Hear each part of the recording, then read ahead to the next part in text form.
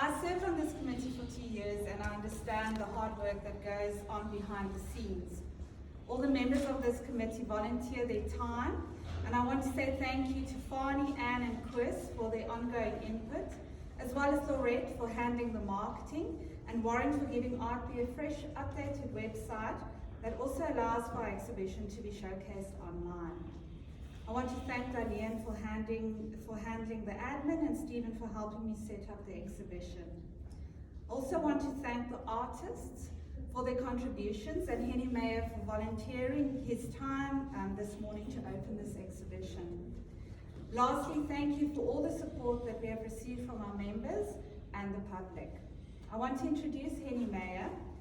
Henny's not an accomplished ceramicist, he's a master ceramicist due to his technical ability. I think if you all just look backwards and you see that X, the sculpture X, I've had people that come into the gallery this week and many of them were saying to me, why are you putting metal and iron into this exhibition? And I'm trying to convince them that it's ceramics and they were not hearing it. I heard things like he must have melted wax over the metal and it's a grid, it's not ceramics. So in terms of just the technical ability, that is why I say, Henny, you are a master ceramicist. Henny has won several awards locally and has exhibited internationally, and it is an absolute honor to have Henny open this exhibition. Thank you.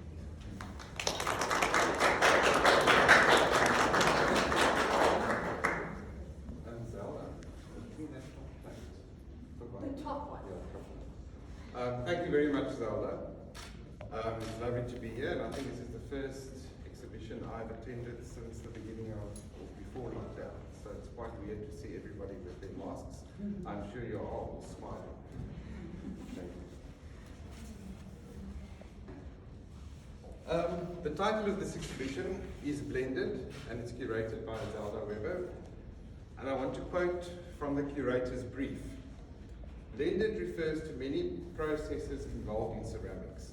The blending of fluidity and solidity, the blending of joy and frustration, and the blending of master potters, novices, and multidisciplinary artists. And what a wonderfully blended exhibition this is. So I want to congratulate and a big thank you to Zelda and the art.B team for, in these weird and surreal times, to still get an exhibition like this together. And I think if you've been involved in an exhibition, you know how much effort goes into it. So thank you very much for doing that. I have to disagree with Zelda with one thing, and that is the use of the word master potter. I think, and I really believe, that master potter is a misnomer, because clay, the process, the firing, is always the master. And I think the world of ceramics is so vast that at any time when you're a master or an expert, your expertise is but the same as if you look at John Bauer's necklace there. It's but one bead. You can only know one bead of this thing we call ceramics. And I think that's why if you're a ceramic artist and you're ever bored, it's not because ceramics is boring, because you're boring. As potters and ceramic artists, we make objects that are infused with centuries of tradition.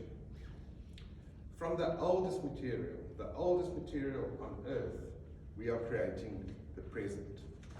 And one of the sayings that people say, art reflects society. And I think in this exhibition, lockdown and COVID is reflected in many of the works through visual, narrative, and text. If I think of Theo Kleinans, he says some words, and amongst those he says, don't be afraid. Sonia Kastner reminds us to wear your mask, but she also says, stuff the rooms. Brunel Bakker puts together broken fragments, and Let Engelbrecht reflects on how time flies. And I think they're all socially very relevant.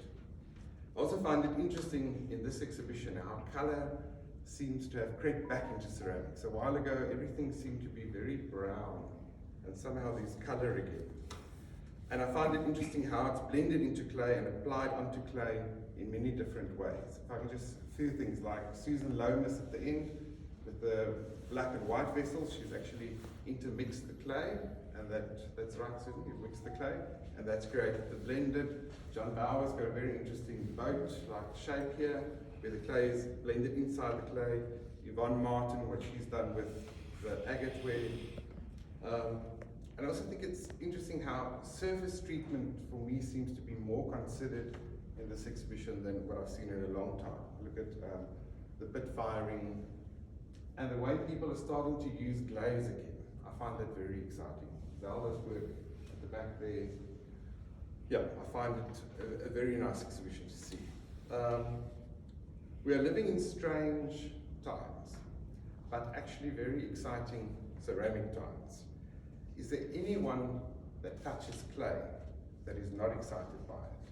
And I think artists from all over the world are taking that on. Think of Grayson Perry, Ai Weiwei, the list is endless. And I think the time for ceramics in the world has come again. Then personally, I admire good craftsmanship, like if I look at the works of Anthony Shapiro. But I am equally excited by how formal shapes have evolved into more free and organic forms. Now, I'm definitely not saying that anything wobbly goes. Inteendeel, dink ek, dit is 'n probleem. I think if you want to make wobbly pots, you can do them really successfully when you understand what you're doing. You understand form, shape, then wobbly pots can be amazing. But I want to say that I think some of the strongest work and most exciting work on the exhibition for me is that of Antoinette Duplessis, where the shapes and decoration, they're very free, but such strong pieces. Now, Antoinette's work is there, the back there. And then I want to show you one little plate that she's done. She's just a beautiful, very unassuming plate, really beautiful. I mean, what I love, if you take this off the wall and you look at the back, she is not only trying to seduce you with the front, there is wonderful things happening at the back. And I think that is so amazing with ceramics, because to all ceramics, there's so much more to ceramics than meets the eye. And I think she's done it in a real nice way. Of all mediums, clay must be the most versatile, pliable, and human. And I think we are privileged to work in this very primitive, yet so sophisticated medium. And I think that binds us here together is passion, tenacity, curiousness, and I could add many other words like masochism, obsessive compulsiveness, but I won't add any other words. I rather want to read you a little paragraph that was given to me by a fellow potter and a good friend, Dr. Rolf Johnson. And I don't think he wrote this, he found this somewhere, and I thought this is really a nice thing to use. And I read for you. Pots have the smell of the person who made them, a smell of strength or tenderness, vanity and ambition, ease and generosity. The pot gives of its innerness. With craft we meet freedom. We learn how to rid ourselves of boredom, of stiffness, of our repressed anger and anxiety. We come alive. We center ourselves. And I think if they gave ceramic lessons, if they started doing that in Parliament, everything would be much better in the country. And just the last thing I want to say is, clay can be manipulated. It is incredibly fragile when it dries. When it goes through the fire in a lot of heat, it's incredibly strong. And for me, clay and the process of making is an analogy for life, or how else in these times can we survive. So, thank you very much. I declare the exhibition open, and I just want to say, please support a living artist.